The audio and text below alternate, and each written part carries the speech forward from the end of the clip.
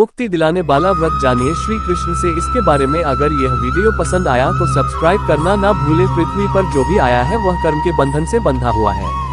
कर्म करते हुए जाने अनजाने कई बार हम पुण्य अर्जित कर लेते हैं तो पाप भी हमारे खाते में आ जाता है। पाप को दुखों का कारण माना गया है।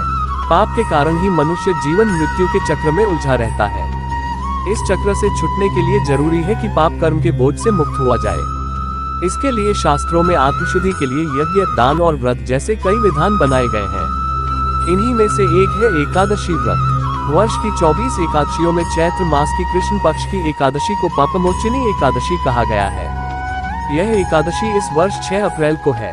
पुराणों में बताया गया है इस एकादशी के व्रत से जानकर या अनजाने में किए हुए सभी पापों से मुक्ति मिल जाती है।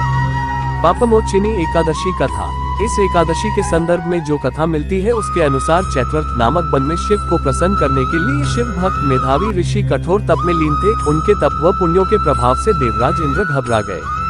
ऋषि की तपस्या भंग करने के लिए इंद्र ने मंजूघोषा नामक अप्सरा को चैत्रर्थ वन भेजा।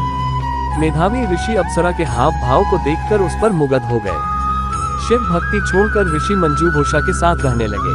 कई साल गुजर जाने पर मंजूघोषा ने ऋषि से स्वर्ग वापस जाने की आज्ञा मांगी।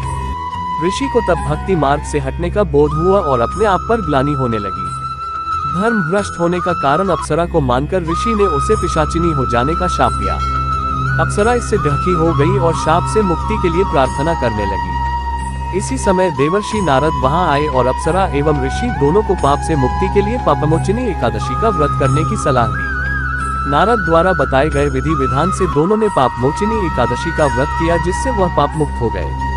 शास्त्रों में बताया गया है कि एकादशी की इस कथा को पढ़ने और सुनने से सहस्र गोदान का फल मिलता है। ब्रह्महत्या, सोने की चोरी और सुरापान करने वाले महापापी भी इस व्रत से पाप मुक्त हो जाते हैं। यह व्रत बहुत पुण्यमय है। व्रत का नियम। एकादशी के दिन प्रातः स्नान आदि से निवृत्त होकर भगवान विष्णु की पूजा करें।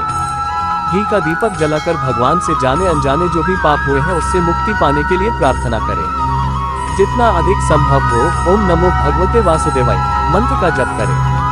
रात्रि जागरण करते हुए भजन करें तथा विष्णु भगवान के अवतारों की कथाओं और लीलाओं का पाठ करें।